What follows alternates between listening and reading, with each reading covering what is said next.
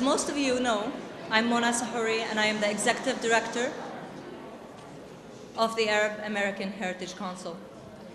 I would like to first start by thanking each and every one of you for attending this evening with us tonight. Your attendance and commitment to our organization will not be taken for granted and is greatly appreciated. To all our sponsors who are sharing this evening with us, on behalf of our Board of Directors, I sincerely and genuinely thank you. It is because of your generosity that we continue to do the important work that we do in our community. Ladies and gentlemen, please make sure you take a look at our program for this evening and take the time to identify and support our sponsors. For these are the institutions, organizations, businesses, and individuals that are truly committed to making a difference in our community. I would like to take a moment and give a special thanks to our corporate sponsor for this evening, STAT EMS.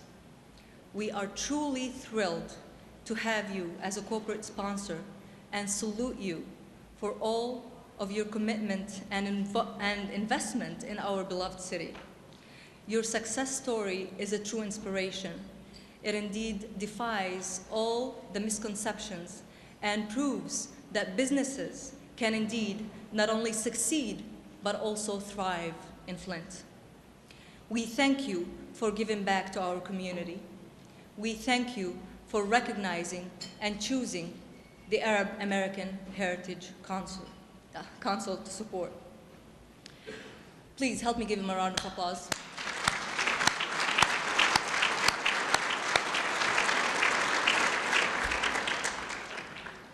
Most of you are aware of our organization and programs. However, I would be negligent if I did not take a moment to briefly touch upon some of our programs, events, and progress in the past year. This has been indeed a challenging, but yet extremely successful year.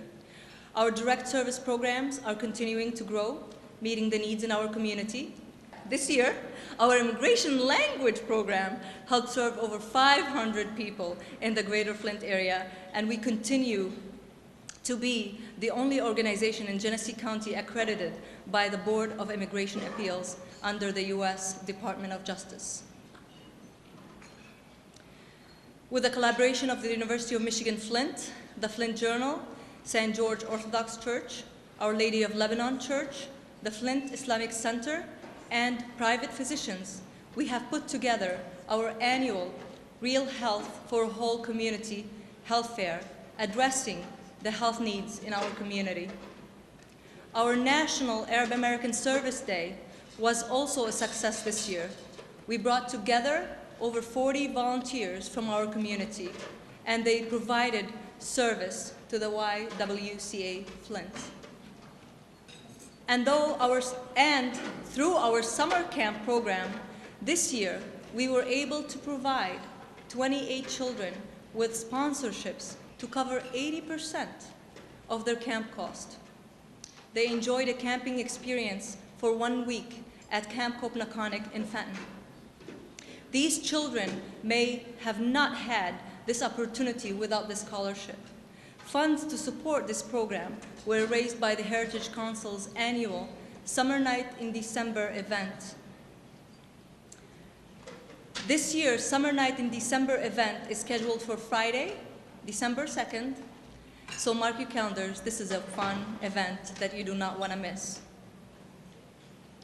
The Heritage Council continues to be active in NAC, the National Network for the Arab American Communities. Through this national organization, the Council participates in Advocacy Week on Capitol Hill, addressing issues concerning not only the Arab American community, but the large community as well. Cultural and educational outreach, or cultural and educational programs, have always been a strong focus of the Arab American Heritage Council. We continue to bring special musical performances to the area, host our annual film festival with the FIA and bring special speakers to address diverse issues of concerns. Partnering with Mott Community College and the University of Michigan Flint, we recently hosted Zaina Awad, a top correspondent from Al Jazeera English news service. She spoke to a large audience at the two institutions on the role of social media and political change in the Middle East. We continue to host educational workshops for businesses and institutions, addressing the emergent trend on as people in our community are thirsty to learn more about Arabic culture and values. All of these activities and programs are made possible by successfully fundraising from individuals, foundations, and businesses. This evening's event, the annual Ensure the Legacy Dinner and Award Banquet, is our major fundraising event. Without your support, we would not be able to carry on all the programs I just highlighted and much more. I want to also thank many of you who participated in our recent needs assessment survey. The Heritage Council is refreshing its strategic plan so we can adjust to the needs of our community, not only in the local Arab American community, but the whole community at large. This study will be essential for our organization as it will help us strengthen our outreach and guide our future programs and activities. Finally, I know you never said that I would say finally, you never thought I would say finally. Finally, I would like to congratulate our awardees for this evening. It is a true pleasure to be amongst humble and dedicated people as you all have proven to be. It is my honor. Thank you. Our first MC is Judge Joe Farah, and my second MC is Kristen Abraham. Everybody knows from TV. Welcome them, a warm welcome. And they'll take it from here. Thank you.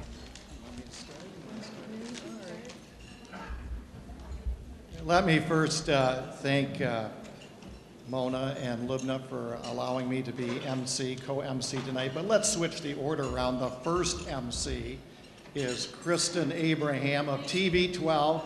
A nice round of applause for Kristen Abraham. Thank you. I think we need to have the same round of applause for the judge. Now, you might wonder why I wanted to give Kristen Abraham top billing here. Because I said she's from TV 12. She can make me look bad and sound ridiculous on TV anytime she wants. Can do that on my own, but she can probably aid in that. So I want to stay on her good side. But I would never do anything like that because I have to make sure you're on our side. Because if we say something wrong on TV or if I say something wrong here, I need a judge to help me get out of trouble, right? Absolutely. I'm in your corner. I'm in your corner. You know, people think, well, what is there to being an MC? And maybe there really isn't too much. But I'm under additional pressure tonight because as MC, my boss is Mona Suhouri. Mona Suhouri I regard as a friend, but more importantly, she is the wife of my doctor. And if in fact I'm ever sick and I have not handled things well with Mona, it will be months before I get an appointment, and I may not even get the right prescription if I get one prescribed for me. So I have to stay on Mona's good side because Dr. Syed Suhouri right there in the middle of the room is my doctor.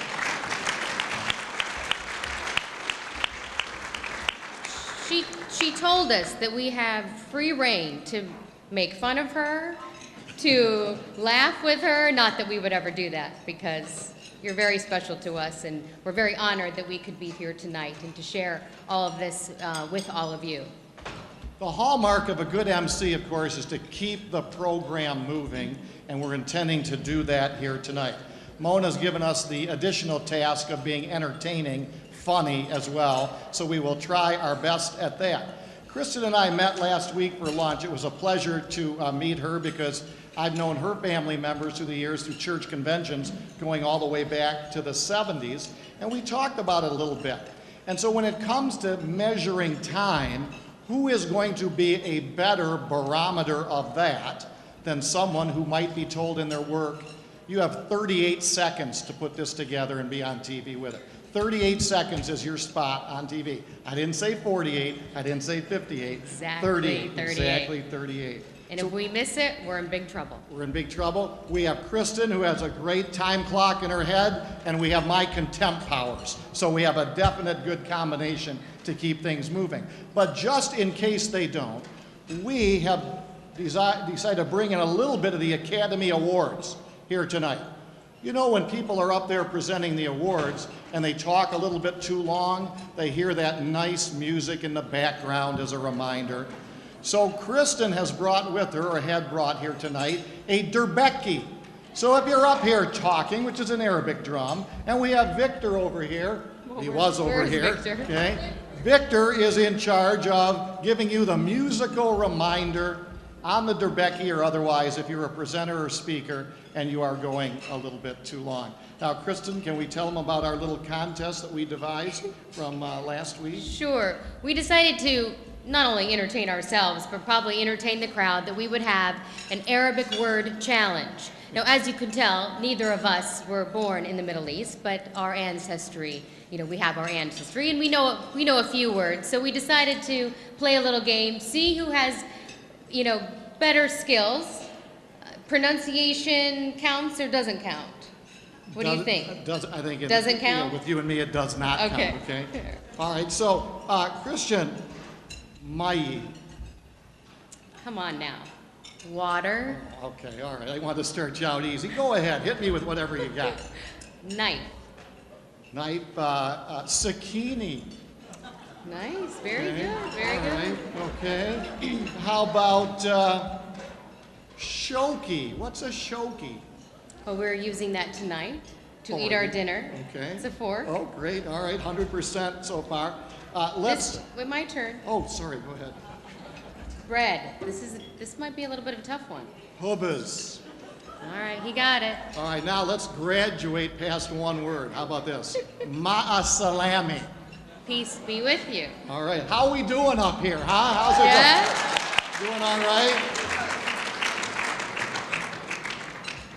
Well, we can both say almost in unison, halas. That's the end of the Arabic word contest, okay? All right, now I think it's our time to present our presenters. Keep right on eating. We want to stay on schedule because Christian and I both determined when we met, nobody ever leaves one of these functions saying, I wish that would have lasted longer, okay? So we are going to try to keep this on schedule as we go along here by introducing our presenters, and then we'll sort of be in the background from there. Fun, efficient, on time, That's us. enjoyable. That's us. I think we can do it. Now there's our durbeki. Okay, there you go. That's the sound when he's you telling talk too us to long. start too, Yeah, I think. Yeah, I think we're done. Okay. Thank Okay, you. thank you, Victor. Well, our first presenter. Perhaps she's the quintessential woman. Not only does she have a successful OBGYN practice, but she also is busy raising twin sons. Welcome, Dr. Nita Kulkarni. Good evening, ladies and gentlemen. I'd like to start this evening off with a parable from a book I recently read. A man goes out to the beach and sees that it is covered with starfish that have washed up on the tide. A little boy is walking along, picking them up and throwing them back into the water. "What are you doing, son?" the man asks. "You see how many starfish there are? You'll never make a difference." The boy paused thoughtfully and picked up another starfish and threw it into the ocean. "It sure made a difference to that one," he said. This Hawaiian parable best illustrates the importance of community service. Being engaged and in volunteering your time and talents, even if you have only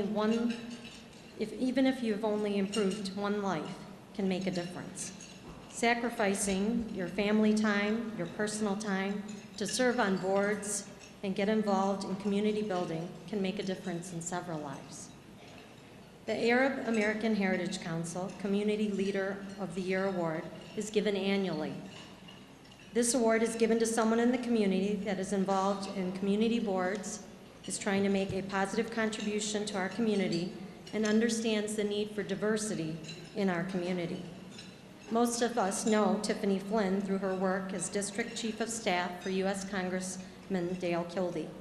Her career has revolved around making our community a better place to live. She is sensitive to the diverse population and the complex needs of our community. In terms of her personal contribution to our community, she is only the 6th woman to serve as the president of the Rotary Club and participates on a number of different boards. She was also the recent Athenia Award recipient in 2008. This award honors women who exemplify professional excellence, have devoted time and energy to improving the quality of life for others in the community, and have actively assisted other women in realizing their leadership potential. Please help me in congratulating my friend Tiffany as she receives the 2011 Arab American Heritage Council Community Leader of the Year Award.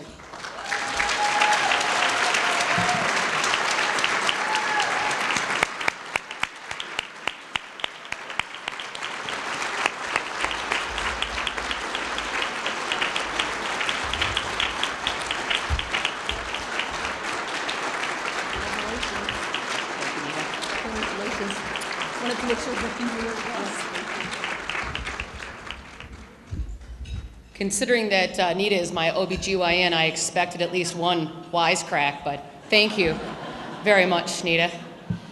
I am profoundly honored to receive the 2011 Community Leader of the Year Award.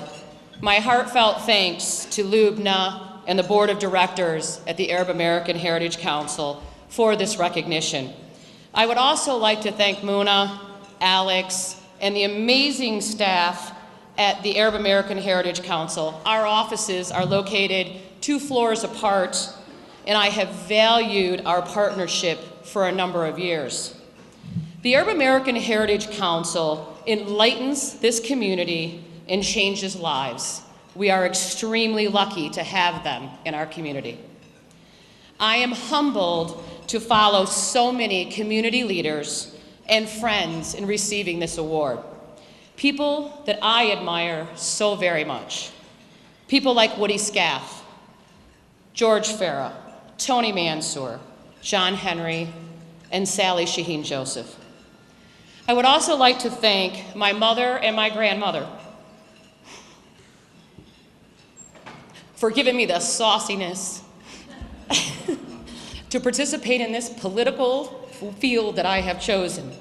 My boss, Congressman Kildee, for giving a young girl from Lapeer a chance 26 years ago. My mother and father-in-law, wow, this is like new for me, for their love and support, and a special happy birthday to my father-in-law today.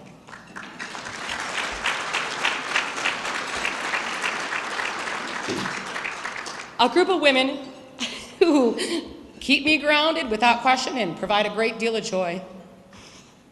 My husband, for always being my rock. Gratitude, my friends, unlocks the fulfillment of life. It turns what we have into enough and more. It turns denial into acceptance, chaos into order, confusion to clarity. It can turn a meal into a feast, a house into a home, a stranger into a friend. Gratitude makes sense of our past, brings peace for today, and creates a vision for tomorrow. I, ladies and gentlemen, am grateful.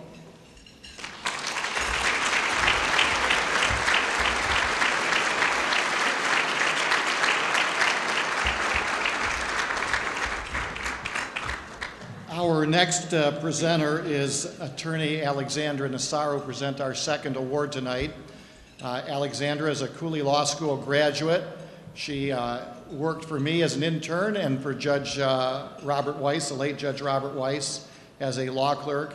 Did a superlative job for both of us. She's now in the private practice of law with attorney William Shaheen over in off of US 23. She does a variety of work, including wills and business matters, does some criminal defense. So if you have a will, change it, go see Alex. If you don't have a will, get one from Alex. And if you have been a law-abiding citizen, get in some trouble so she can represent you, okay? So with that, Alex, would you be kind enough to come up and present our second award? Thank you, Judge, for that introduction. Well, as you all know, I'm presenting the Community Contributors of the Year. And this year, those contributors are Evelyn and Jim Delbridge. For those of you that don't know Jim and Evelyn Delbridge, they've been wonderful contributing members of the Arab American community here in the Genesee County area for many years. Jim and Evelyn have been committed to themselves and to helping their fellow men, women, and children in any way possible whenever needed. Evelyn was raised in Bethlehem, Palestine by her father, a Lutheran minister, and her mother. Evelyn left her position as a school teacher, coming to the United States in 1946. James is a Navy veteran of the Korean War from right here in Swartz Creek, Michigan. They met by the introduction of a mutual friend in Swartz Creek and were married in 1960 after a 2-year courtship. Jim was a firefighter. He was a first driver for the Flint Fire Department, and he retired in 1984.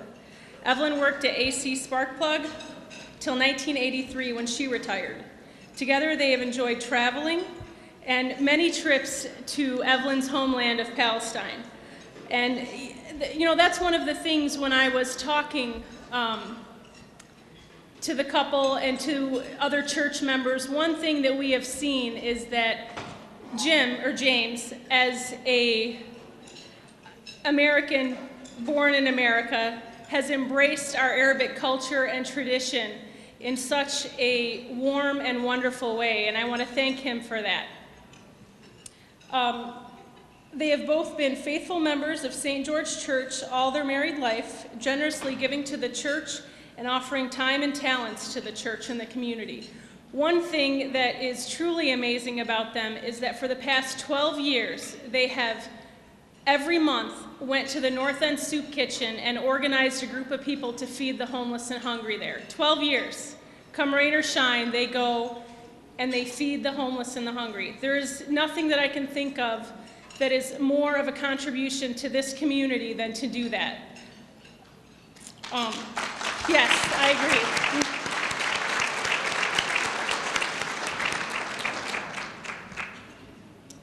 I also want to add that many of you may not know because their last names are different, but Evelyn has also given us another contribution in this community. She has raised a wonderful son with the help of his father and stepfather, Roger Isaac, a distinguished, wonderful attorney that has helped many people in our community, is Evelyn's son. So that's another contribution that she's made. So I'd like everybody to welcome Jim and Evelyn to the stage.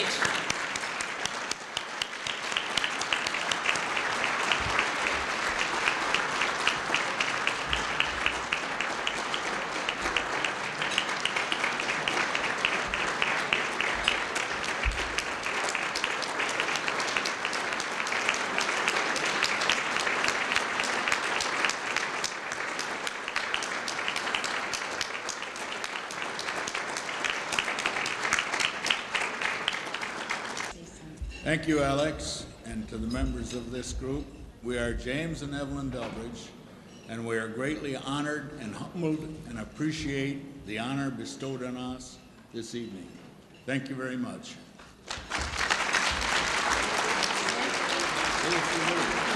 Thank you for everything. شكرا على كل الجميع.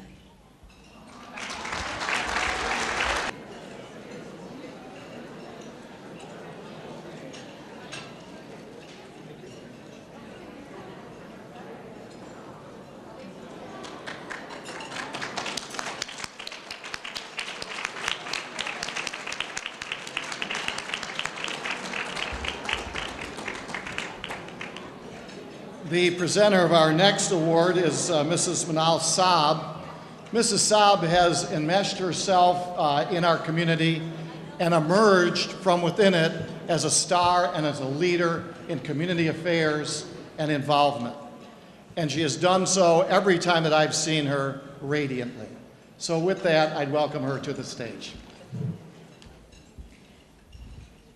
Thank you, Judge Farah. Distinguished honorees, distinguished elected officials, the leadership of the Arab American Heritage Council, Dr. Marwan Abu-Joud, ladies and gentlemen, a good evening to you. I'm honored to be introducing to you tonight the Physician of the Year Award to a dentist who's responsible for my smile.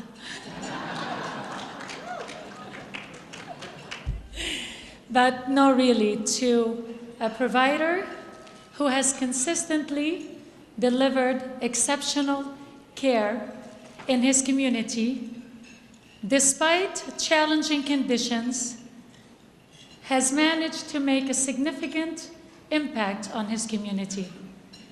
Tonight's honor is bestowed on Dr. Ibrahim Jarjura for exemplifying the spirit, skill, and dedications of America's best practices. Like many of us in this room tonight, Dr. Jarjura descended from the East. And we have a saying back home: there are two things we give our children: wings and roots. Dr. Jarjura's wings at the age of 17 brought him to these great landscapes of America. He graduated from Northwestern University Dental School. His wings took him further to attain a Master's of Dental Biomaterials from the University of Michigan as he ensued and developed his dental practice of nearly 25 years here in Grand Blanc, Michigan.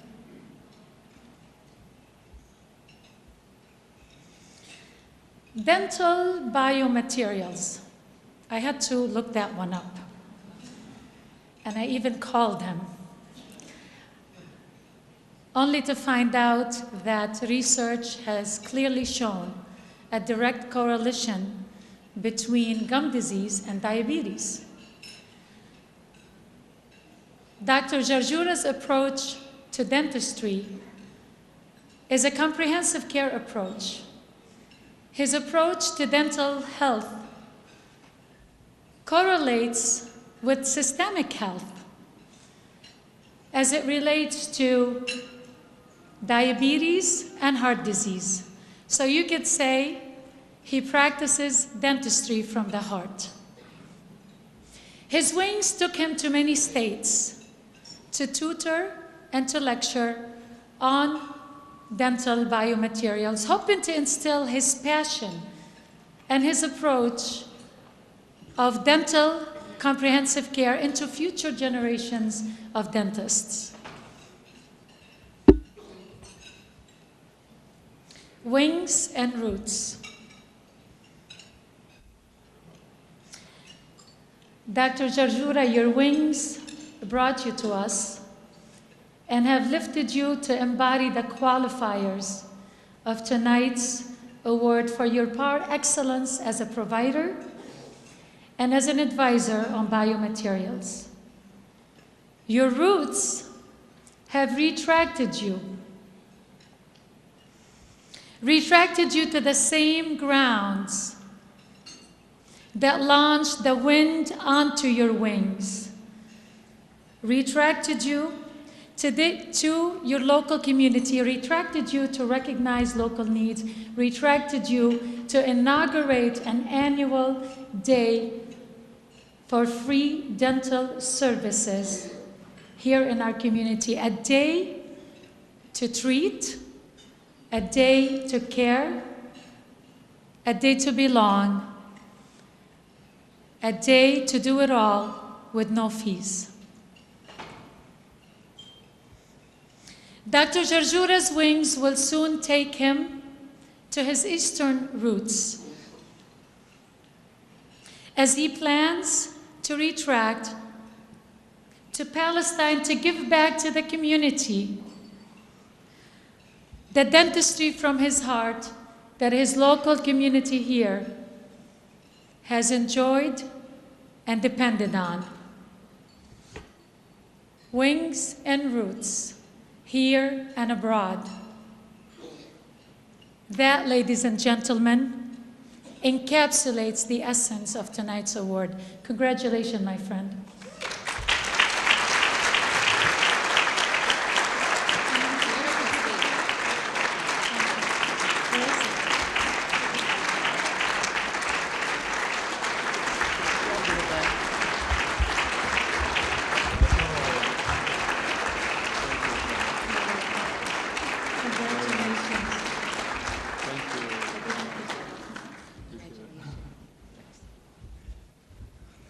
Wow. Who was Manal talking about? Congratulations to Evelyn and Jim. I haven't seen you guys in years, and short and sweet, perfect. I'm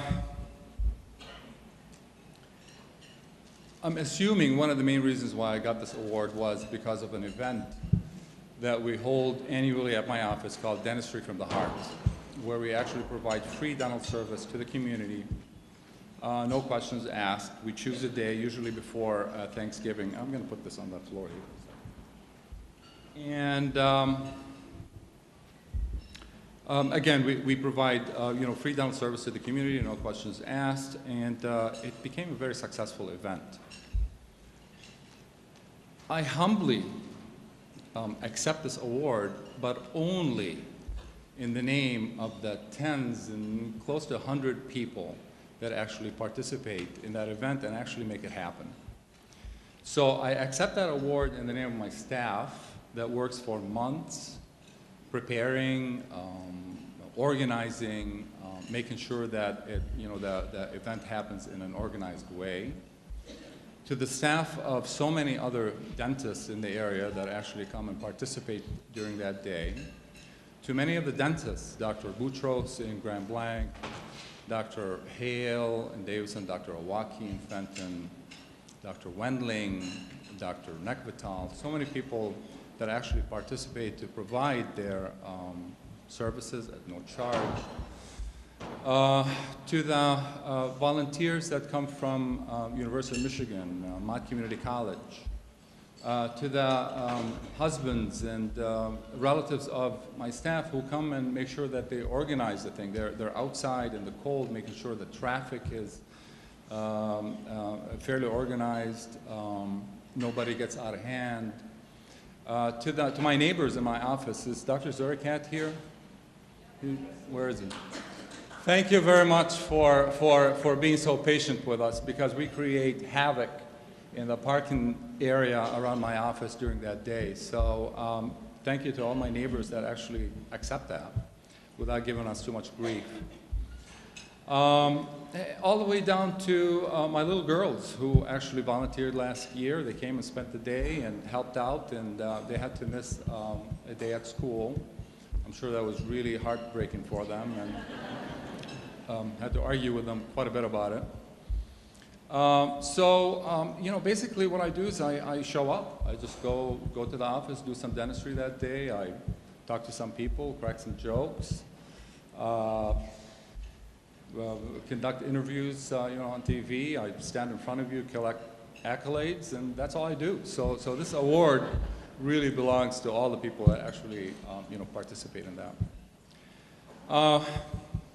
Many years ago, is David Gantos here? David Gantos is an Arab American friend of mine who's a chiropractor in town. Many years ago, was telling me about a chiropractor that does free chiropractic one day a year in exchange for food that goes to the hungry. And I thought that was a great idea. So we took that idea and we started doing a program where we would collect canned food, non-perishable food, in exchange for free x-rays and free exams. And that was fine, it worked for a while. And then we kept thinking about what can we do to improve on that, and we thought about sponsoring a family during Christmas, doing a soup kitchen volunteering, picking one patient that we will provide free dentistry for. Some stuff we did, some stuff we thought about. And then several years ago, I was in Arizona at a seminar, and I was talking to this dentist from Florida. And he was telling me about an event that he holds in his office called Dentistry from the Heart. And the reason he called it that is because he does it on Valentine's Day. And he was telling me that he gets a lot of patients, that take advantage of it. And I thought, you know what, that would be a great idea. I knew that we won't be holding it on Valentine's Day here in Michigan, but I thought, I came to the office on Monday and I pitched it to my staff, and they got excited about it. They thought that would be a great addition to our give back. And from that meeting to actually holding our first event, it took us 2 years. Okay, that's how long it actually takes to get over the inertia, to organize it, to contact the right people, to make it happen. So as the months went by, I'm thinking about it. I'm going, do I really want to do this? I mean, this is just too much. Do I want to, get my office to have so many people come through it on one day? It's just too much work. I'm thinking about that, and and as the girls are actually working and organizing and arranging, and kudos to, I'm going to single out Christy Swink, my basically marketing coordinator in the office, who quarterbacked the whole thing. And again, as the months went by, and as I'm getting doubts about it, she's coming to me and she's going, Doctor, you have an interview on TV in a while, that you're going to be introducing the program. The Channel 12 wants to talk to you about it. I'm going, TV? I don't want to be in front of the TV. What am I doing? Why do I want to do this? And then the next day she's saying, yeah, we're going to put an ad in, on the radio, about this. I'm going, an ad on the radio? This is going to be unprofessional. I don't know. I don't want to do this. And on and on and on. And then I said, you know what? I don't think this is going to be successful. We're probably going to get 10, 15 people. Let them do what they want to do. As the day arrived, we actually saw 180 patients. More than, I don't know how many, more than 300 showed up. We had to actually shut it at 8:30 in the morning. We couldn't accept any more patients, and we worked till 6:30 that night. 9 chairs going nonstop.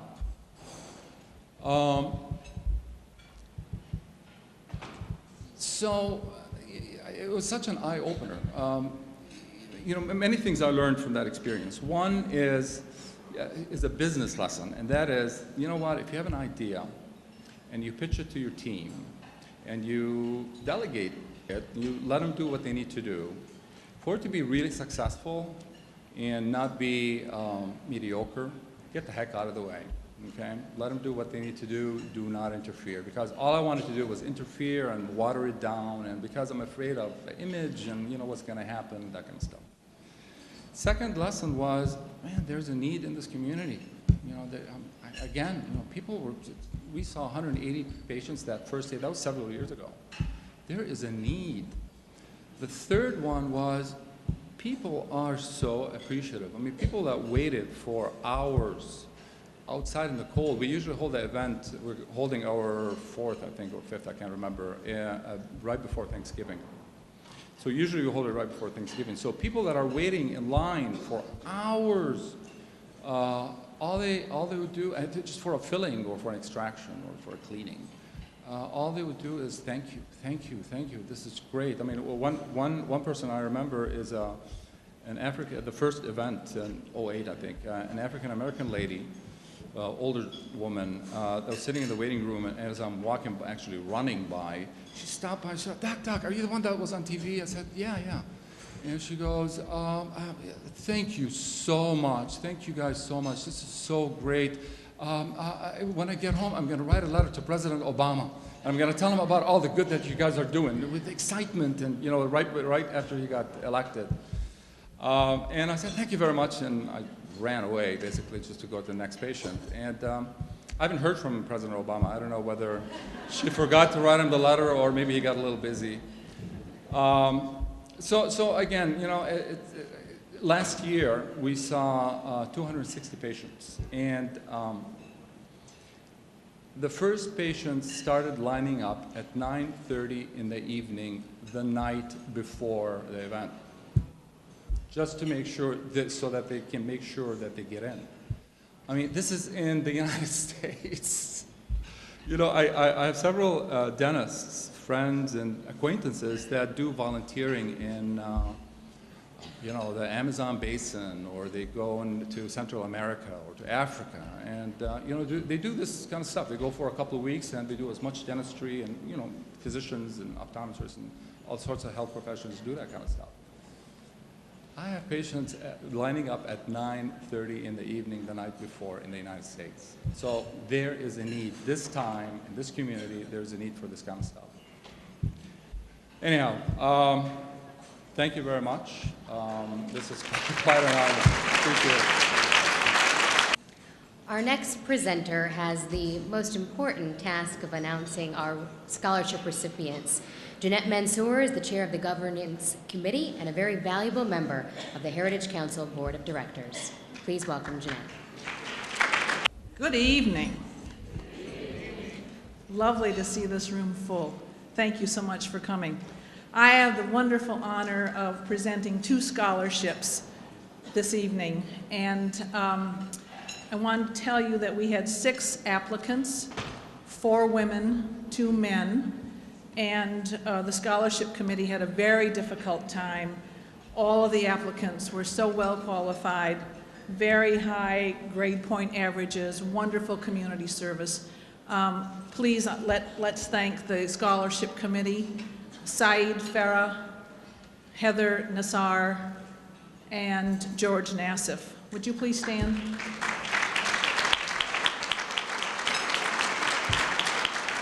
Thank you.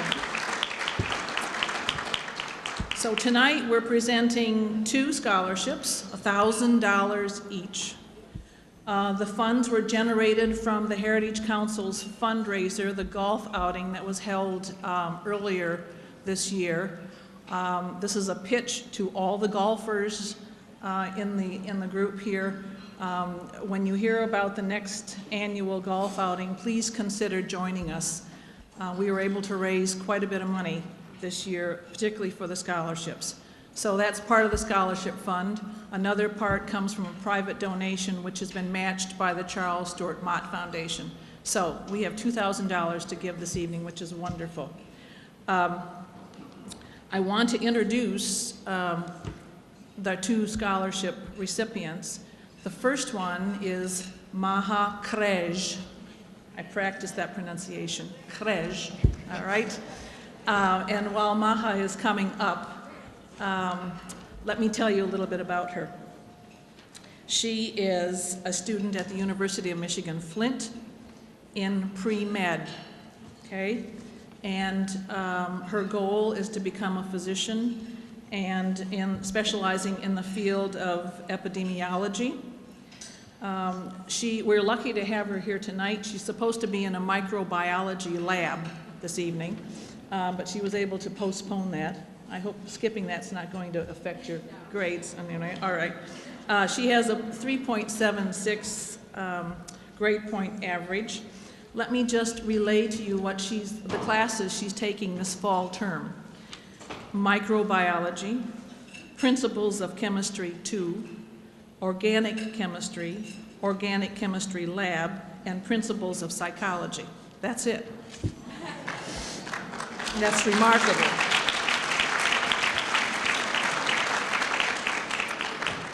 Some of the community service that she has provided over the years, and particularly within the last year, such things as participating in the Day of Dignity, which is a program that provides school supplies, food, medical care, clothing to the needy in the community.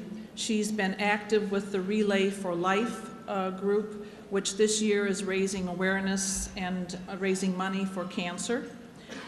She spends some time at Hurley Medical Center with the children there, reading to them, helping them color, entertaining them. She has been involved on Saturdays as a volunteer with the Dar El Arqam Saturday School, which helps the kindergarten students at that school. She is currently a member of the Chemistry Club, the Pre-Med Club, the Muslim Student Association, and most importantly, the Arab Student Association. So it's with great pleasure that we bring up here and honor and give a scholarship of $1,000 to Maha Krej.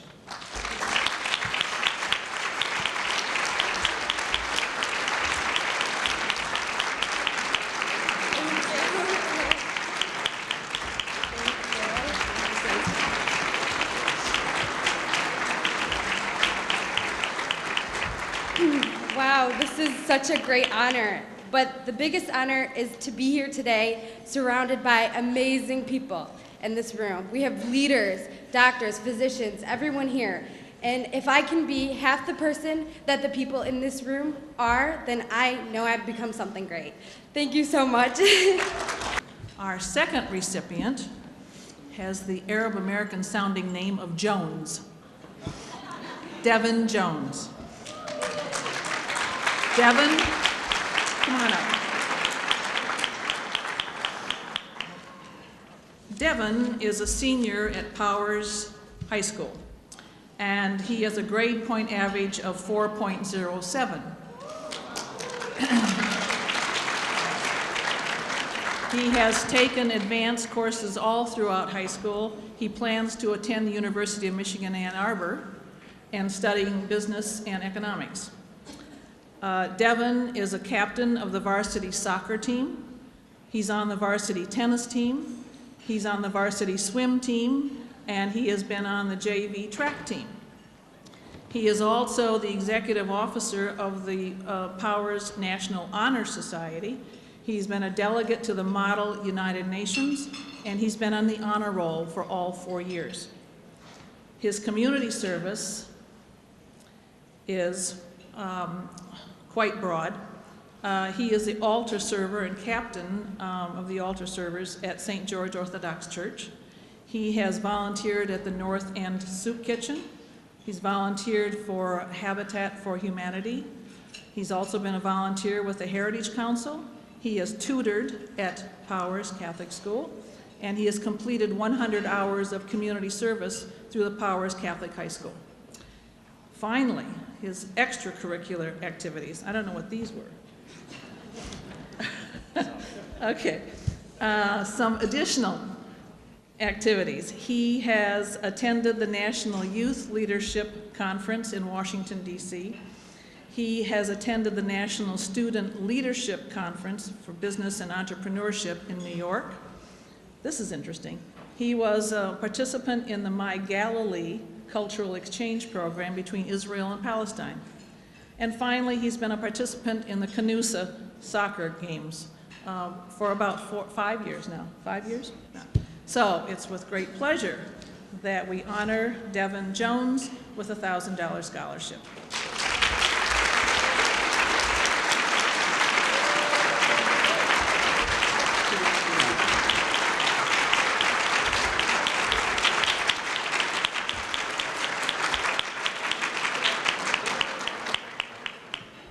Well, thank you very much, Mrs. Mansour. You didn't really have to read off all of that. I know it probably wasn't the most fun thing to do in the world. It's an incredible honor, and I really just want to keep this short and sweet, like Mr. and Mrs. Delbridge. First and foremost, I'd like to thank my family, you guys, and some over there, and probably some over everywhere. I mean, a lot of family. Thank you very much for your love and support. I mean, it really means a lot, and it has carried me through basically every adversity I've had to face in my life. Thank you very much. Second of all, I would like to thank the Arab American Heritage Council, and in particular, the Executive Director, Mrs. Mona Sahuri.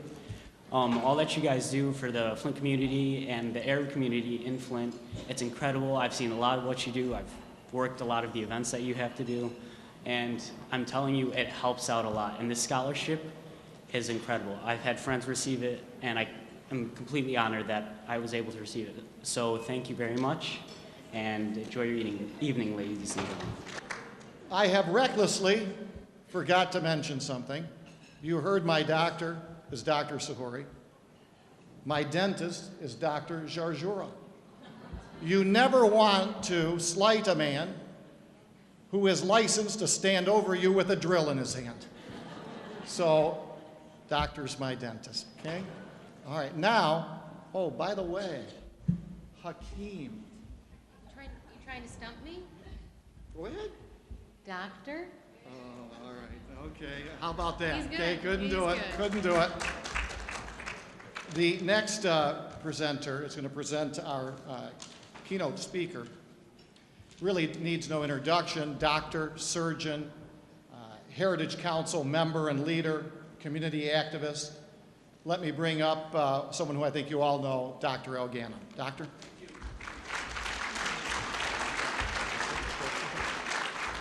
Thanks, everyone. First, Halloween is coming. Someone forget about Ibrahim Jarjura. He's collecting all the goodies. He gives money to the people, and the goodies go to our soldiers in Iraq. So thank you, Jarjura, for that work, too. Good evening, and salam alaikum, too. I was wondering why a plastic surgeon present transplant surgeon. I figured it out. First, renal transplant was done by plastic surgeon. Thank you. Okay. We are today honored, personally I'm honored and thrilled to present Dr. Marwan Abu Jud. We'll go a little bit with the biography. He finished from the American University in Beirut, and then he came to Michigan, the University of Michigan. He did the general surgery training there. The transplant surgery was done in Alabama and Baylor. So we're done with the study, and then we will go to what he did. Symposium and CM credit, dozens of them. Publication, we can start counting, but we don't have much time. 43 publication, chapters and books, 6 of them. Why we are talking about it? Dr. Abu Jud, when he came to Henry Ford, he make it the nation busiest and the most highly regarded transplant center in our region. And he did many of the first things in transplant surgery. I really have to mention them one by one. He was the first, by the way, he did not give it to me. I have to dig this information about him. He gave me only 1 page, but that's not what present Dr. Abu Jud. The first split liver transplant in Michigan, the first adult-to-adult living donor liver transplant program in Michigan State, the first active laparoscopic liver surgery program, the first in Michigan to perform laparoscopic liver-to-liver donor procedure. Currently, he's the director of the Transplant Institute of Hepatology Surgery in Detroit. He's associate professor in Wayne State. He's the chairman of the Board of Governors for Henry Ford Medical Group. Present alumni of the University of American University in Beirut. It is really, when you read and see all of what he is doing, you wonder, what does he do? Yesterday, I tried to call him. I said, I want to be sure what is the talk or whatever. He was not here. He was in California in a medical meeting. In the daytime, he's in a clinic. Afternoon, he is here. So I dug a little bit about him. Marwan Abu Jud in Arabic, Abu means the source. Jud means generosity and giving. So he is really the father of generosity and giving. I wonder why he published a paper. The first national study of a transplant surgeon burnout. We hope, Dr. Abu Jud, that you are not going to be burned out. We need you for life.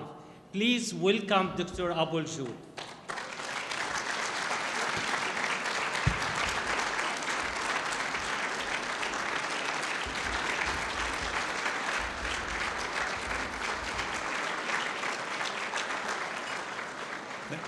Thank you, Dr. Ghanem. This is somewhat humbling to be presented in that manner. I think even my wife would not acknowledge that's the same person. I was asked to present today to you about innovations in organ transplant, and I really want to thank the organizing committee for inviting me, and it's been a pleasure really to be part of this great function.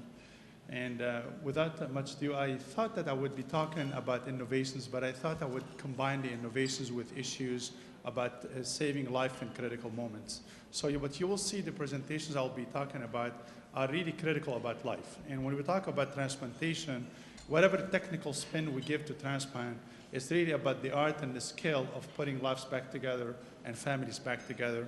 And it's a very unique position to be in as transplant physicians and surgeons, because we are intermediaries between those who are dying and those who are living. You know, when you go get a gallbladder out because you have a bad gallbladder, it's one surgeon doing a procedure. When you're a transplant surgeon, what you're doing is passing on one thing to another from two different people, and that's a position of privilege, and it kind of opens up your view about life in general and also the philosophy of medicine. This is the Transplant Institute. We put this together and just give you an idea about what we do at Henry Ford. We've been around for 46 years, and we perform transplants for all organs. A lot of them started recently: liver, kidney, pancreas, small bowel, heart and lung, and bone marrow. And the important thing about that is you cannot perform the innovations I'm going to be talking about without having a certain depth of people.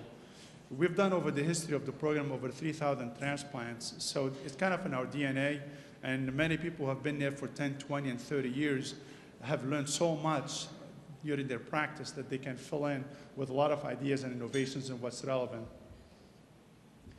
We also like to work with our communities. We've realized through the state and the Certificate of Need process that Southeast Michigan concentrates where the transplant centers are, and we felt that many patients were really not well served.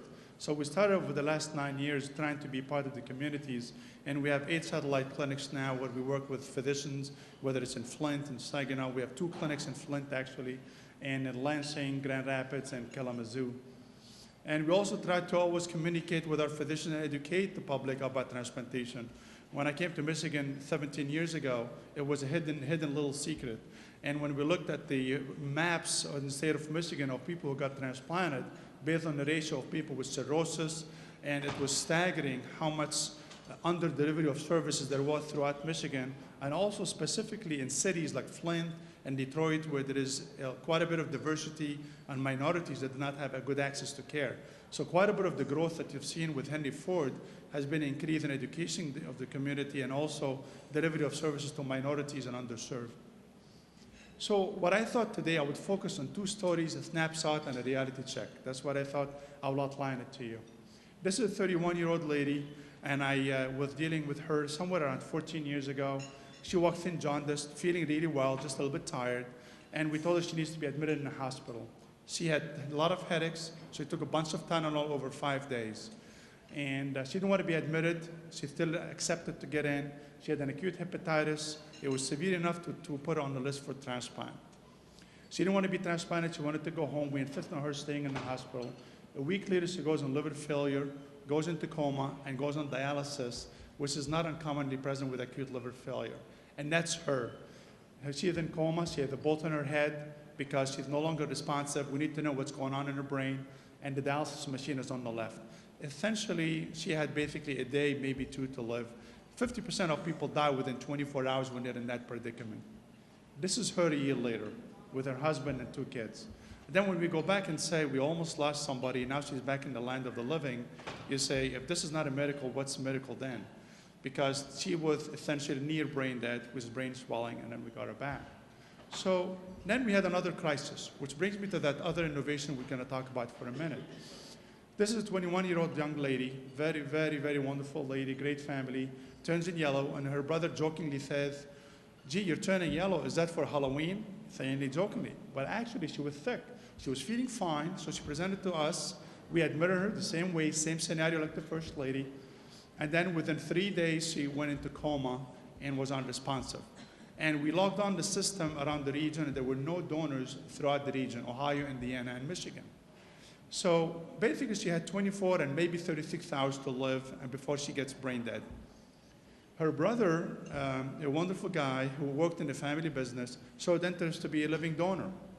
He read about it, Googled it, found us on the internet. So he was evaluated urgently within 36 hours to be a potential donor, and then we cleared him on a Friday. She went into coma Friday night. And then so we debated what to do. He was a good match. So we decided that we're going to do an emergency living donor liver transplant. Never done this at Ford, never done it in Michigan, and maybe a handful in the country have even tried that. So what we did was took the right half of the liver from their brother and then put it in the sister. The day after surgery, she started following commands. 3 days she woke up but was confused and disoriented. And then she was discharged from the hospital 2 weeks later. And last week, this is how she looked like. She's in the center there, having a wonderful recovery. Her brother is the donor, and then the rest of the family there at the living donor celebration. This was 4 weeks after being in coma, saved by her brother, and then now they have an amazing relationship together. So when you get a snapshot of what's going on in the United States, the number of people waiting for a liver transplant is about 10,000 or so, and about half of those get transplanted every year. And this has leveled off with the new allocation system.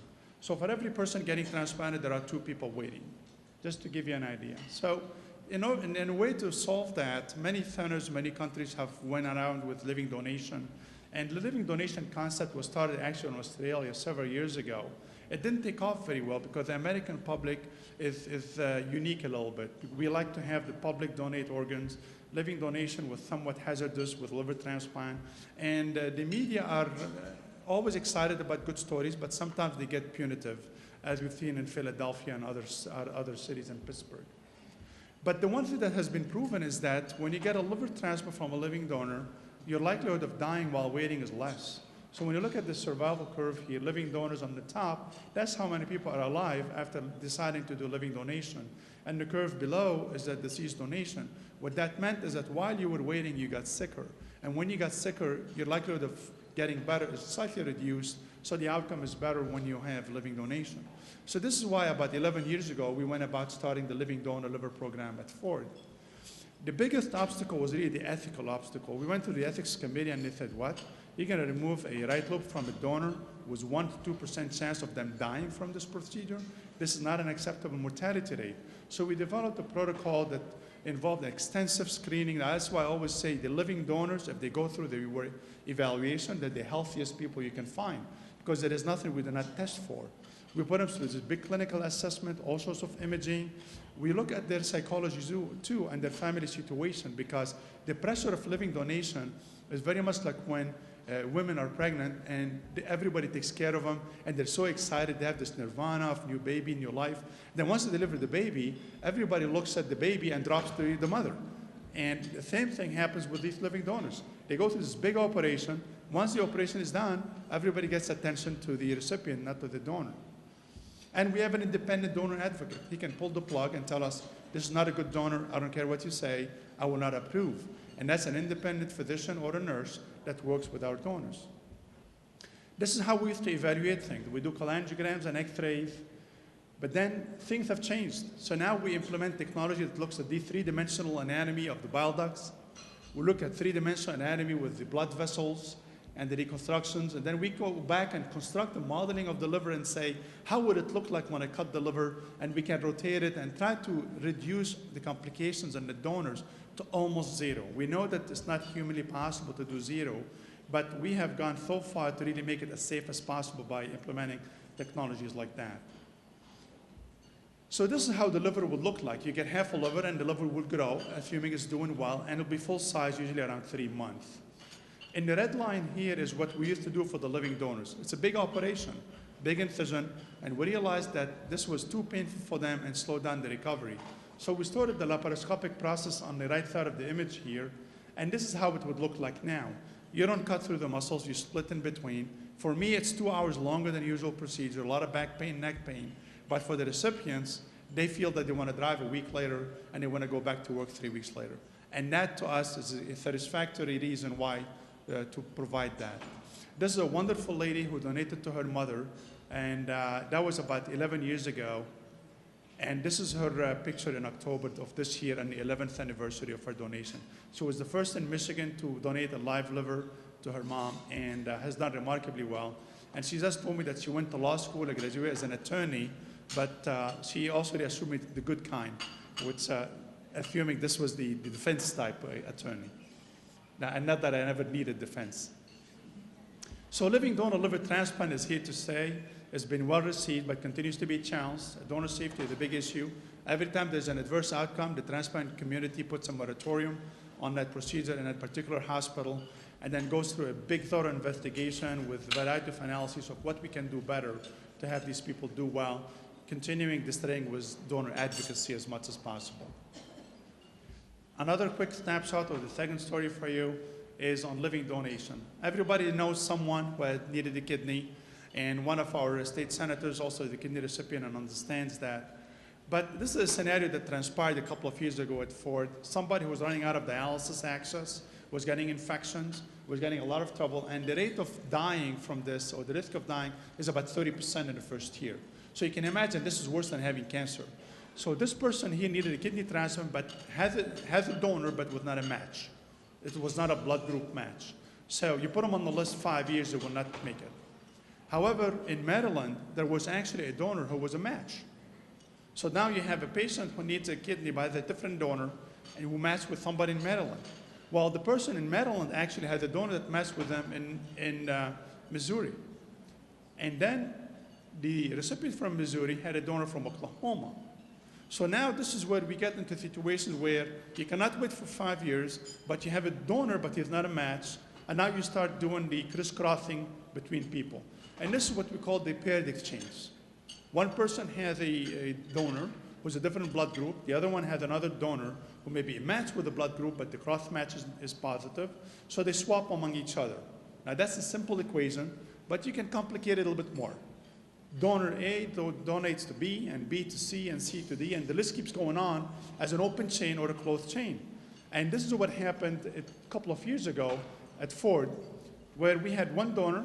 It started off with the Hopkins operation first, and then the sequence continued with that chain, as you saw here, from donor 1 to recipient 1, and then 2 to 2, and then 3. And then essentially we went through 7 chains that way, with the Henry Ford being in the middle, Oklahoma, and then Washington, St. Louis, Missouri. And then the chain is still open, what means that domino would continue until the last person would stop. And that essentially is going to be opening kidney transplantation to many patients who actually do not have an opportunity to have a kidney, but have a donor who could be a friend, a family relative, and there are many mothers who have been exposed to their baby when they're pregnant that cannot accept the kidney because they have a positive cross match. So living donor kidney transplant is an optimal operation. For those who do not know about it, paired donation does exist. It's a foreign concept to most people, but if people have a donor who's not a match, that's okay. They can go to their physicians and say they want to be part of an exchange program. And that exchange program now is sponsored by the United Network of Organ Sharing. So it's legal, it is not illegal, and there is a detailed process of how to make sure things go right and are coordinated, and there's quite a bit of literature published on that subject.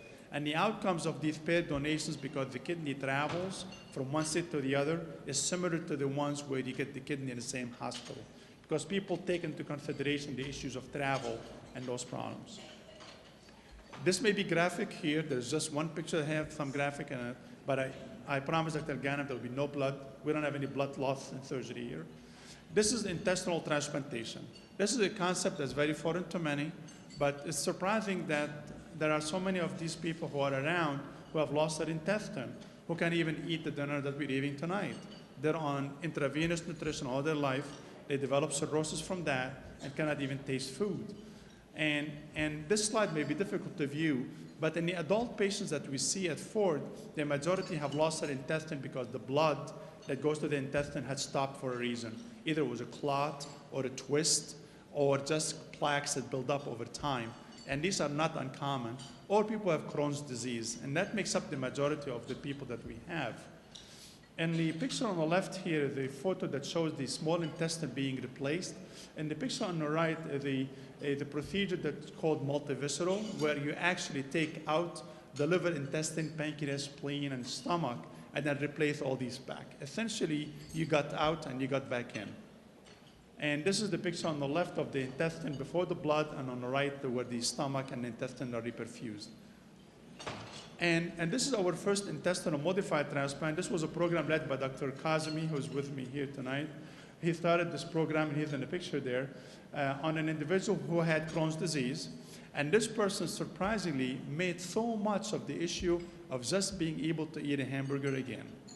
You know, how much we take food for granted, but this person was not able to eat even a hamburger. It's not just a lifestyle issue, but this person was bound to die from liver failure on intravenous nutrition, and that's one of the problems that these people encounter. And this person gave a very nice interview, and it's on YouTube if you're interested in listening to that. So the future of intestinal transplantation is going to be challenging in some ways, but it's been so much better and much more positive than times past.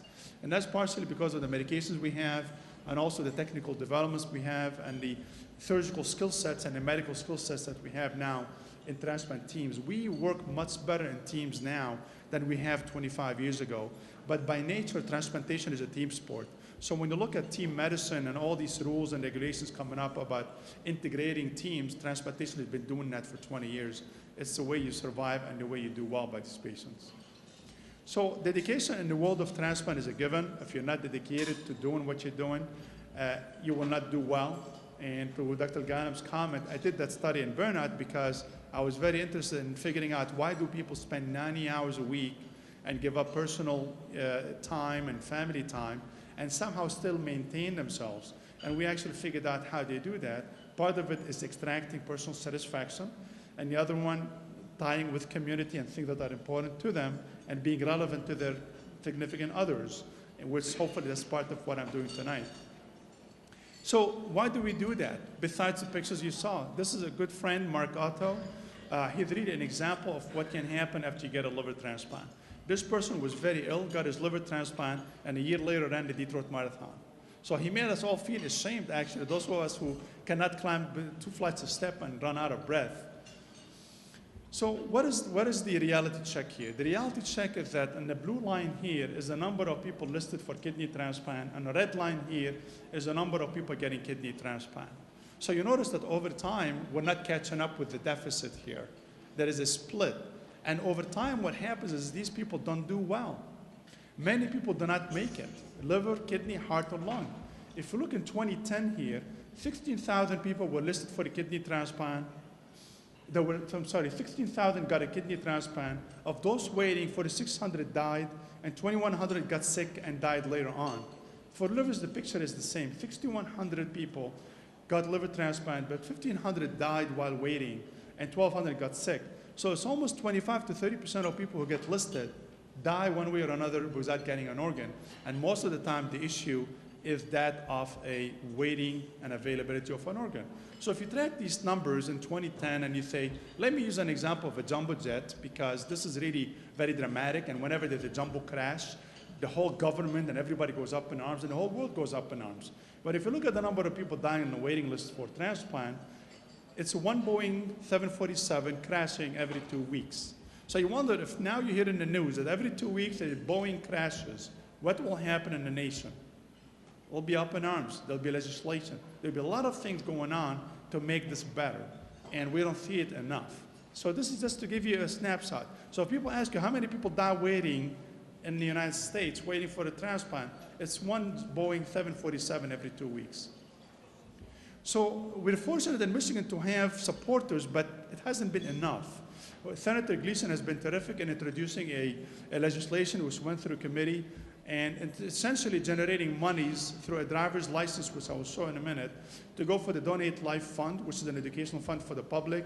And the Representative Daley, who is the father of a donor son, also had a similar legislation in the House to create that fund that will be delivering on organ donation education. This is the license plate that's now going through legislation, and hopefully you will all have that kind of a license plate.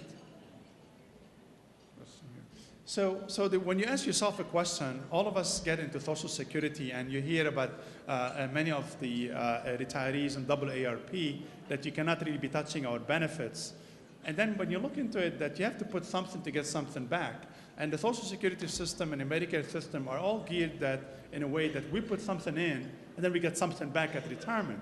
But when you look at organ donation and transplantation, nobody gets denied transplant for those who need it or those who want it. But yet, people do deny donation. So when you think of it from a societal perspective, if people are willing to accept the transplant, if they ever need it, that's the time to sign a donor card. Just ask yourself that question. Would you be willing to receive a transplant if you ever need one, or a loved one, or a friend need one? If the answer is yes, then you sign a card. We don't wait till people die or get into crashes. So this is a snapshot of the Gift of Life Michigan. We are a single state list, single state organ procurement organization, which is a plus because it helps with the management. That's their website and that's the number. Very easy to find that on the website, and you can actually sign as an organ donor on their website. And you can also go to the Secretary of State office, sos.gov, and they actually, it's pretty much right there in the center where you can sign up as an organ donor. And I'll finish with one slide for final thoughts. Transplantation for many people is always about somebody died, somebody crashed, and somebody messed up. These guys work long hours. But the reality of what we see every day is what's in this picture here. On the top right-hand side is a kidney recipient and a liver recipient. The kidney recipient works now at our institution. In the center of the picture, husband, wife, kidney donor, and the recipient. And on the far left is a husband that donated a kidney to his wife. In return, she gave him a son. She called it even, which I think is the right thing. And in the middle here, there's also a family of donor and recipients. And there is a lot of emotions, there is a lot of intensity, there is a lot of life in transplantation. So when we think about transplantation, dismiss all the noise that's around you and think about restoring life, restoring family, restoring relationships. And tonight I had the pleasure of seeing a couple of people actually that we've had a positive impact on their life. And that's what makes it valuable for us and somewhat purposeful, if you will, to be transplant physicians and surgeons. And with this, I will end, and thank you so much for the privilege to speak to you.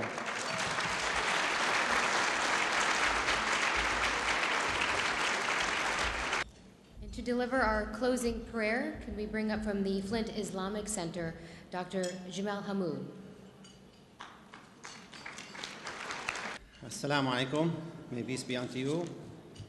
In the name of Allah, the Creator, the Sustainer of the universe, the Lord of the heaven and the earth, O God, accept our thanks for this day and all its blessings. We ask that you guide us.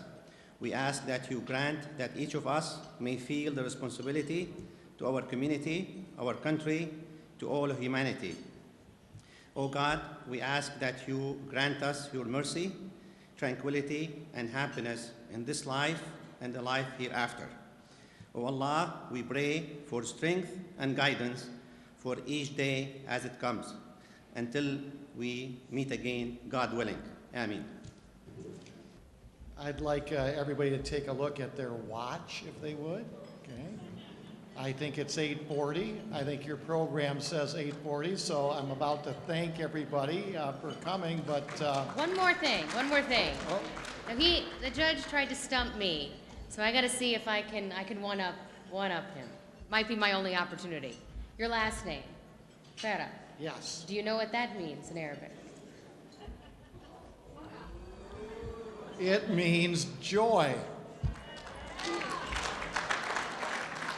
I was told it meant mouse. Mouse?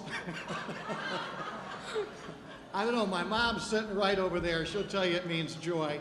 But if Kristen Abraham says it means mouse, she's right, I'm wrong, okay? Thank you all so much for being here. We really enjoyed it. Hope you enjoyed the evening. Hope to see you back again next year. Thank you. Thank you.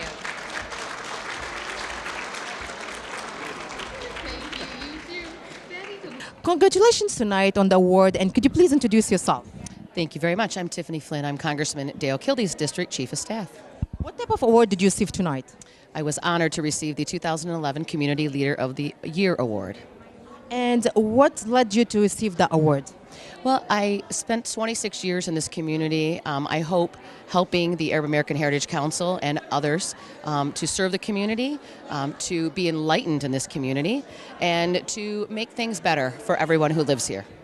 What is there particular services or programs that you provide to the community in the past 20 years?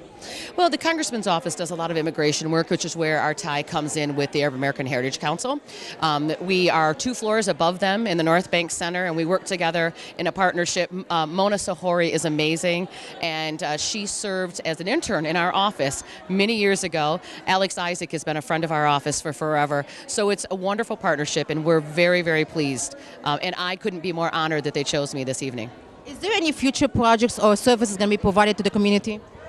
There's always things in the works, and Mona, as you know, is a enlightened woman who will come up with wonderful things no matter what the obstacles are. So I'm sure that she has wonderful things planned. We are so honored to be part of a Summer Night's Dream and many things that she does that at Camp Kopnakonic with the young people, sort of diversity training, making sure that we all understand each other as Americans and as Arab Americans who live now in this country. So it's amazing. The services that you provide to the community, is it like financially or it's like hours that you put as volunteer? What particular exactly are involved? More actually professionally, although I'm more than happy to volunteer with the Arab American Heritage Council. But truthfully, I'm the president of the Flint Rotary Club, so a service organization, an international service organization that does projects around the world, around the country, hunger, education, all of those type of projects. So it's just an extension, if you will, of what we do here in this community that the Rotary does internationally. So it's an amazing opportunity, and I am very thrilled to have the opportunity. So will this award can encourage you more and more to help the community for another probably 2012 award? Well, that's very, very sweet. But yes, anytime you get recognition, it does encourage you to keep doing the work. And it's, it's a nice thing to say that, you're doing the right thing, keep doing that. So I'm happy to do that. Congratulations on the award, and we wish you good luck and see you probably again 2012 for another award. Thank you very much for being with us tonight. Thank you very much. Thank you for your time. Good evening. Could you please introduce yourself? My name is Evelyn Delbridge. And you, sir? Swartz Creek. And you, sir? And I am James Delbridge, who is her husband. Congratulations tonight for the award. And what award did you receive tonight? For the community services. Where are you from? From Jerusalem and Bethlehem. And you, sir? I'm from a few miles from here. I was born on Lennon Road, right here in Flint Township. Tonight's award is regarding the effort and the help that both did put for the community. Does this award consider as a payback for all the hard work that you had for the community? I think so. It's very nice award, and we do it from our heart. We love to help. Anytime they ask us for help, we love to help people because it makes us feel good inside of us, Although we're getting older, but as long as we could work, we'll be helping all the time, as long as we could do it. And what about you, sir? We need no payback at all. We're just grateful and appreciative of this award, and we plan on continuing doing what we are now, the Lord willing. Regarding the awards and being as parents and also grandparents, what the message would you like to give to the new generation in regards in helping others? Always be there for your kids. Don't ever neglect them or ignore them. And when they ask you to take care of their grandkids, do it with open heart and try to teach them things that is nice for them to do the rest of their life. So I raised my granddaughter, and then I took care of her kids. And I enjoyed every day and every minute of it. Although I was tired sometimes, but I still did it. I believe that Mr. James would help you also. What about you, sir? Yes, I'm very involved in this, and for the young folks, I just want to tell them, if you see somebody that needs help, help them, whatever that may be and wherever it may be. Congratulations on the award, and thanks for all the effort that you put in for the community. And probably we might see you maybe next year for another award for being for the community. God willing, I hope so. Inshallah. And thank you very much for being with us tonight. Thank you very much. Thank you and shukran. Thank you for meeting you. It was a pleasure meeting everybody. It was my pleasure too. Thank you very much. Good evening, doctor. Could you please introduce yourself? Sure. Brahim Jarjura. I'm a dentist. And congratulations tonight about your award. What's it about? Thank you very much. The award was Physician of the Year, and it's for somebody in the healthcare field that gives back to the community, and they, basically give them an award to recognize their contribution. What does the award mean to you? Well, the award is great. It's such an honor. It's very humbling because I think everybody in a position that they can give back to the community, they should. Without the accolades, without the rewards, without somebody, giving them any recognition.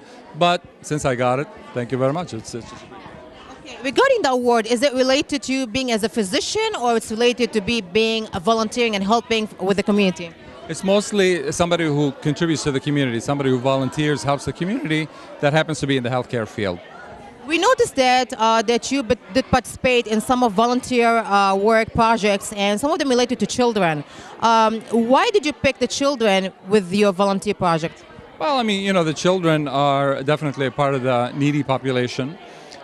They suffer when the adults suffer, so you want to give back to them. Specifically, we contributed to the Children Miracle Network, which is run out of Hurley Hospital here in Flint, and it basically provides services for the needy children. So what we do every Halloween, we collect candy from kids that have too much candy, and we basically give them some money for it, and we match that money towards the Children Miracle Network.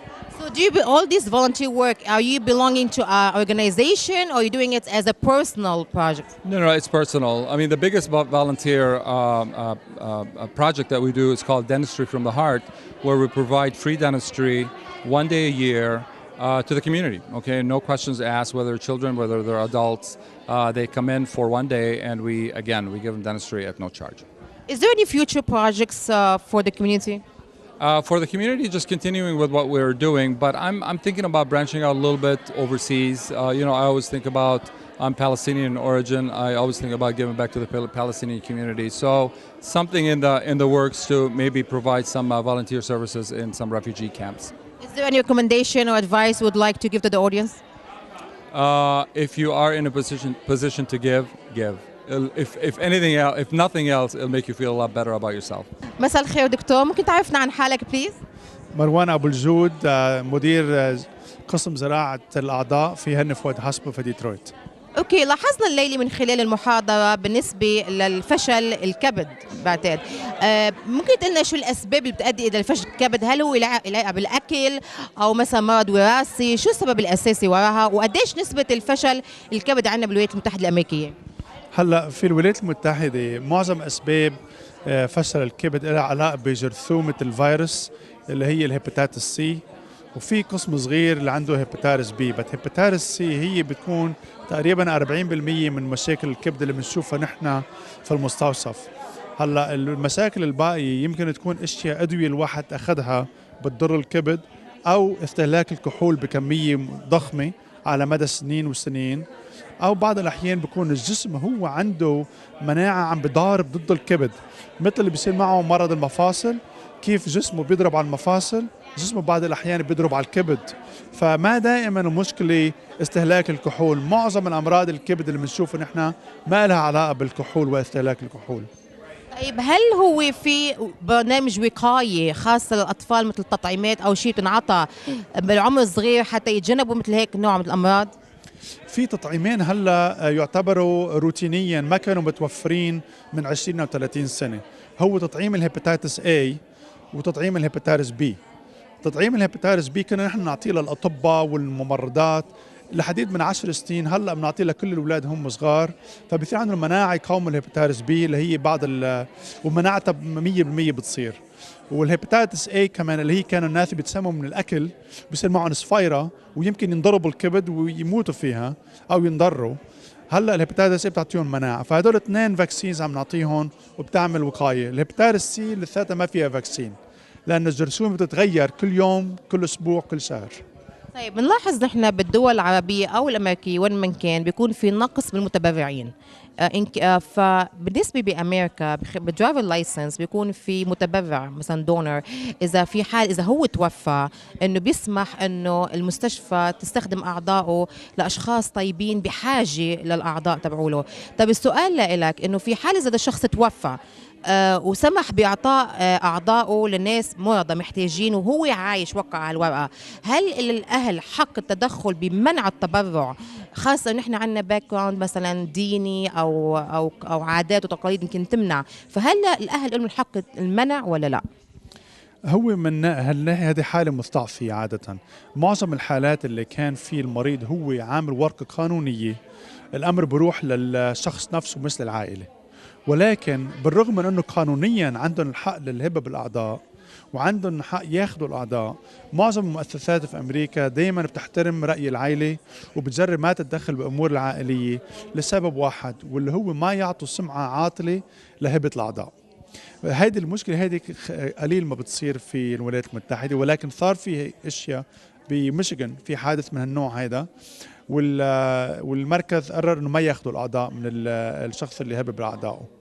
طيب شو النصيحة بتقدمها للعائلات بالنسبة لكيفية تجنب المرض؟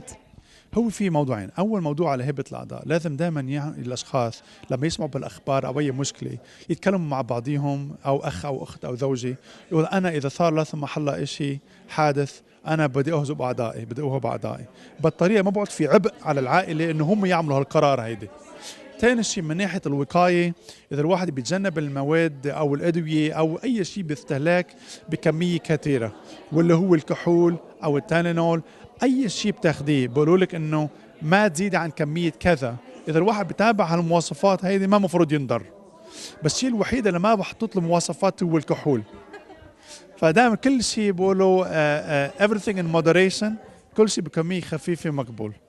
وطبعا صحة الواحد، هلا نحن عم نشوف كثير في امريكا النصاحة. هلا الامراض الجديده اللي عم نشوفها هي ماده الشحميه في الكبد، وهلا بين 5 و 10% من الاشخاص اللي عم نشوفهم عندهم تضرر بالكبد وتشمع من شحم الكبد، واذا بتشوف فيهم بتشوف يغزي العين صحتهم كانت في نصاحه كثير. فاذا كان في واحد غير التطعيمات وغير الوقايات اللي بنقولها، لازم الواحد يحافظ على وزنه، يشوف شو عم ياكل، شو عم يشرب، شو عم يستهلك، لانه كل شيء له ثمن على المدى الطويل. طب هذا المرض له عمر معين بيصيبه؟ على حسب، في بعض الأحيان حالات طارئة بتصير اللي هي مثل اللي عنده الهيباتيتس A أو الجرثومة القوية اللي بتضرب فرد ضربي، ولكن بتقولي 95% من الحالات هي الحالات مزمنة، إذا كانه جرثومة أو إذا كانه نصاحة في الكبد. النصاحة في الكبد بتسبب تشمع على عمر على مدى 15-20 سنة، مش على مدى سنة وسنتين. طيب هل هذا المرض في له تدخل جراحي ولا ممكن بس أدوية يتعالج؟ معظمه بالتغيير النظام الحياتي، واللي هو الرياضة، تخفيف الأكل ونوعية الأكل اللي بيستهلكها الواحد والكميات. ولكن إذا كان الواحد راح على المدى البعيد، الجراحة بعض الأحيان بتفيد مع شحم الكبد وزيادة الوزن. مشان هيك هذه العملية اللي بنسميها الجي اي بايباس اللي هي بتخفف الوزن، في هلا دراسات بتقول انه اذا كان في شويه شحم في الكبد وانعملت هالعمليه بتخف كميه الشحم في الكبد. ولكن ما فيني انصح الجماعه هلا يعملوا هالعمليه كل ما الواحد نصح او زاد اكله او اي شيء، لانه هيدي عمليه ضخمه ولها طبعا اشتراكات معينه لها. ننصح المشاهدين ان الوقايه خير من العلاج، وان ينتبهوا لاكلهم وينتبهوا لصحتهم دائما. وبنشكرك كثير دكتور معنا الليله، واهلا وسهلا فيك. مشكوره، كلك ذوق، واحسن كبد هو كبدك اذا بتعتني فيه كويس. Tonight we have the pleasure to meet with two members, actually a president and executive director of the Arab American Heritage Council. Good evening, ladies. Good evening. Could you please introduce yourself? Yes, I'm Lubna Bathish Jones, and I am the president of the Arab American Heritage Council here in Flint, Michigan. And I am Muna Sahouri, and I am the executive director of the Arab American Heritage Council. Pleasure to see you again, Muna, tonight. And my question is regarding the dinner tonight.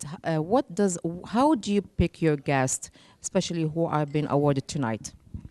The honorees, we have been doing this for 16 years, and we normally choose 3 individuals in the community that have given so much to the community.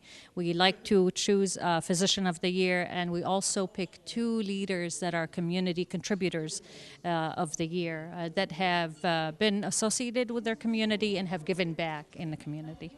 Mona, regarding the awardees tonight, is it based on what the work performance or volunteering towards the community? Well, it's actually just an overall thing. It's not just based on one thing. It's based on many things.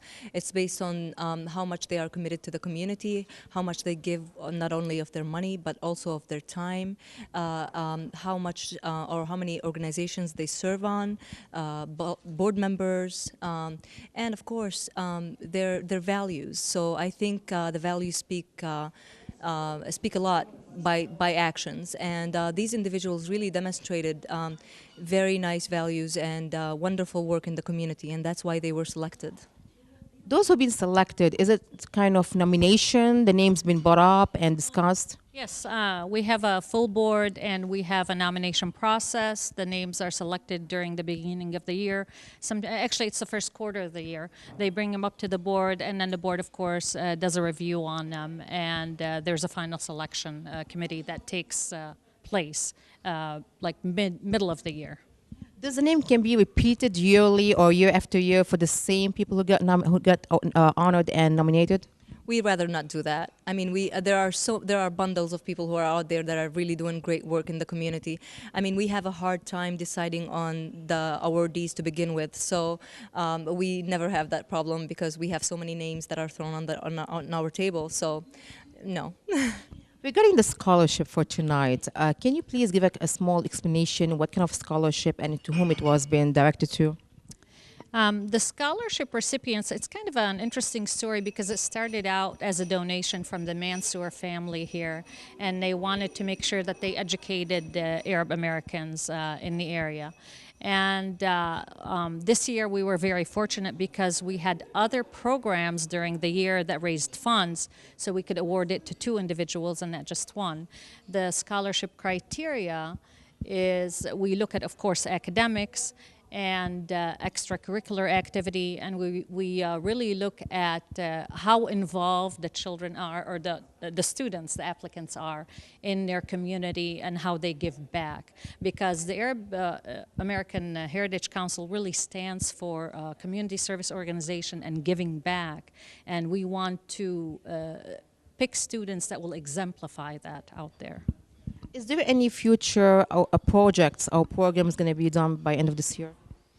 Gosh, we always have projects and programs. Right now we have 2 fun events that are coming up. One is a fundraiser that we do in December, and funds that we generate, we use to send children to camp, those children who basically can't afford to go to camp.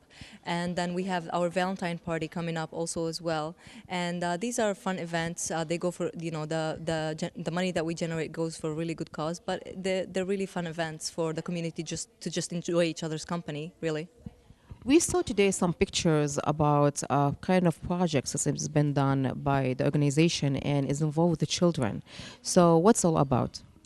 Some of the projects is what Mona just mentioned, the summer camp that happens in December. We have the fundraiser, we raise the funds, and then we give them to any students that are in the area here that want to go to camp. And so some of the projects are at camp. Some of the projects are at the health fair that we do for the community. And some of the other projects, I think there's a National Service Work Day that they participate in, and Mona, maybe you can say where we have done it this past year. The national, we also do part of National Arab American Service Day. Our organization cultivates volunteers for this event. So each year we have anywhere between 40 to 60 volunteers to come and volunteer for nonprofit organizations in the Flint area. Part of the community outreach that we do. So, for example, some of the organizations that we volunteered for in the past were the YWCA Flint, the Flint Women's Shelter, the Food Bank of Eastern Michigan. So few organizations that, you know, that we help and support. And really, I mean, it instills really nice values of giving back to the community, not just to the Arab American community, but the community at large. So we're building those relationships and those partnerships. Did you try also to expand and go other parts of Michigan and be working with other organizations to help them with any projects or system? We tried to do, we collaborated a little bit with Access in the Dearborn area, and I think we tried to pull in sometimes north of here, the Saginaw area. Yeah, we actually have a lot of collaborations with Access, and we have collaborations with the National Arab American Museum too as well. For example, right now we're doing a project with the National Arab American Museum where we're helping them conduct a study about the effects of 9/11 after 10 years in the Flint area community. So these are the kind of projects that we do. Another big thing that we do that is beyond the Flint area is part of the Arab American Heritage Council, and actually I'm personally is the vice president for the NAC, which is the Network for Arab American communities, and NAC is a lobbyist organization that helps and assists all Arab American organizations throughout the United States of America. So one of the things that we do is every year we have Advocacy Week, and we go. All of our organizations, we go to Washington, D.C. to advocate on behalf of the Arab American communities and minorities in general. So our work is really not local. Our work is we concentrate on locally, we concentrate on needs that are here locally, but however, we are also part of the big picture, the big scheme, which is the Arab American community throughout the United States of America, and that's what we like to concentrate on. As a president, what would you like to give a recommendation or advice to the community, and especially to the Arab community? To the Arab community, you know, the best thing that any of the Arab Americans can ever do is to come up to organizations like ourselves and say, how can we help? Because events such as this, or any other fundraising, or any other work that we give to the community, we need people, we need bodies that will come and say, how can we help, and be willing to go out there. And we thank you very much for coming here and helping us. We encourage everybody to be involved in the organization and be part of it and to put some time in their projects. Thank you very much, ladies, for having us tonight here. And thank you for all the good effort that you've been doing so far. We appreciate your